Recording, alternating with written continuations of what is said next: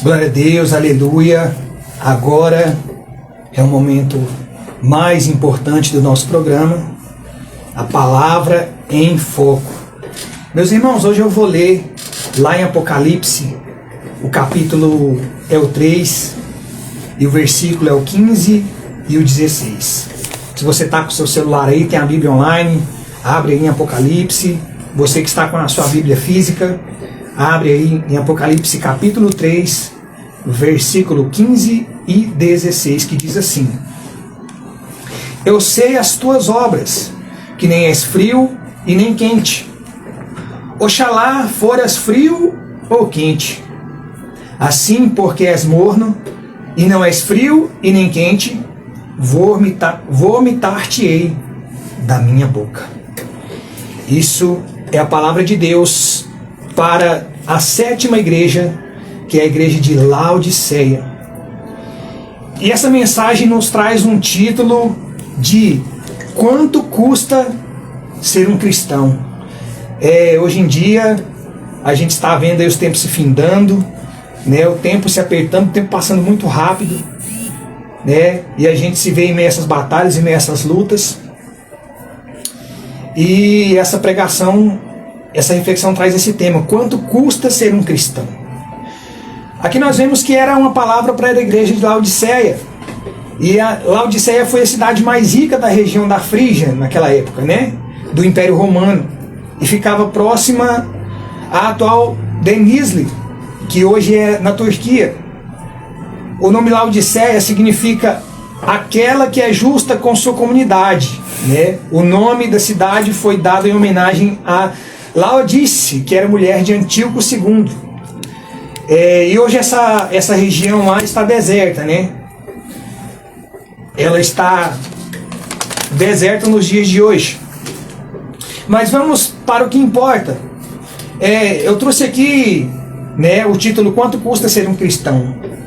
E para ser um cristão, a gente precisa renunciar, a gente precisa rejeitar, a gente precisa abandonar muitas coisas, né? E a primeira coisa que eu trouxe aqui é renunciar a uma vida egocêntrica, né? Quanto custa ser um cristão? Custa renunciar a uma vida egocêntrica. Lá em Mateus 16, 24 ao 26, né, o Senhor nos dá essa referência. E para a igreja de Laodiceia, o Senhor começa dizendo: conheço as tuas obras. O povo de Laodiceia era um povo orgulhoso, né? Tão orgulhoso ao ponto de recusarem a ajuda financeira de Roma. Lá teve um terremoto, né, que destruiu toda a cidade no ano 60 depois de Cristo. E eles recusaram a ajuda, né, das cidades vizinhas, ali, das regiões vizinhas. Eles queriam ser independentes, né? E quantas pessoas nós vemos por aí, pessoas egocêntricas querendo ser independentes, né? Essas pessoas elas não aceitam a ajuda de ninguém.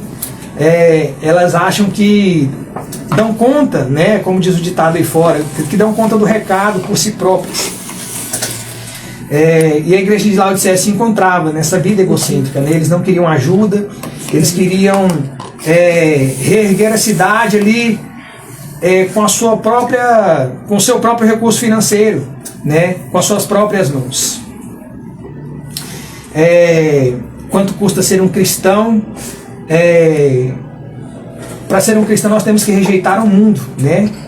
Esse é o segundo ponto aqui. Nós precisamos rejeitar o mundo. Laodiceia, eles diziam que eram ricos, né? Conquistavam ainda muito mais riquezas e não precisavam de mais ninguém. Eram muitos conhecidos por seus estabelecimentos bancários, escolas, eles tinham uma escola de medicina, né, e uma indústria textil.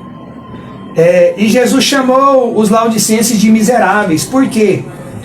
Porque não repartiam as suas riquezas com os irmãos das igrejas mais pobres, né? Eles tinham ali as suas riquezas, eles tinham ali todo o seu trabalho naquela cidade, mas eles não repartiam as suas riquezas com os mais necessitados, né? E a gente precisa largar disso tudo. A gente precisa pôr a mão na consciência e ver que Deus, quando Ele nos dá essas condições, né, a gente precisa ajudar os mais necessitados.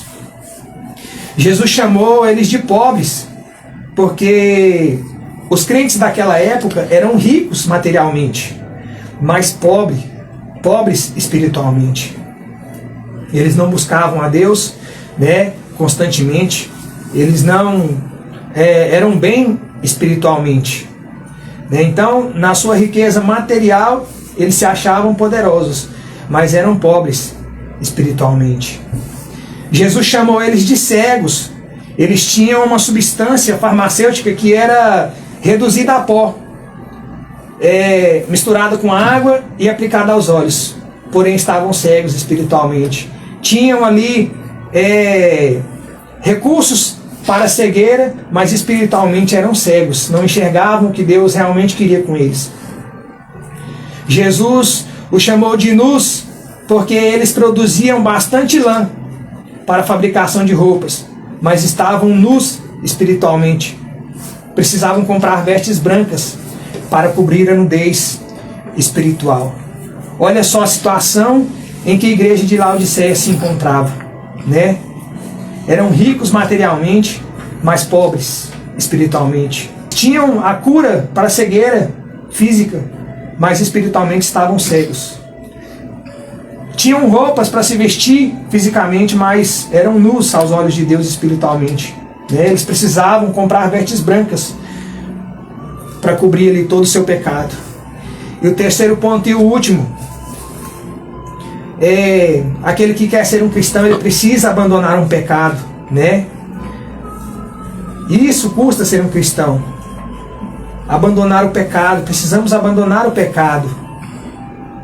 O Senhor, Ele diz a palavra do Senhor diz que Ele corrige e Ele repreende a todos que Ele ama, né? A gente vê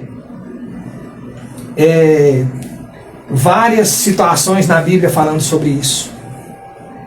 E para concluir, mesmo o Senhor vendo que estamos errados e perdidos, Ele nos dá uma chance, né? Versículo 20, 21, 22 diz: eis que estou à porta e bato, se alguém ouvir a minha voz e abrir a porta, entrarei em sua casa e com ele cearei e ele comigo. Ao que vencer lhe concederei que se assente comigo no meu trono, assim como eu venci e me assentei com meu Pai no seu trono. Quem tem ouvidos, ouça o que o Espírito diz às igrejas. Então que nessa tarde você possa ouvir, você possa abrir os seus ouvidos, né, para o que Deus tem para falar para você essa noite, né? Rejeite essa vida egocêntrica, rejeite o mundo e abandone o pecado em nome de Jesus. Amém.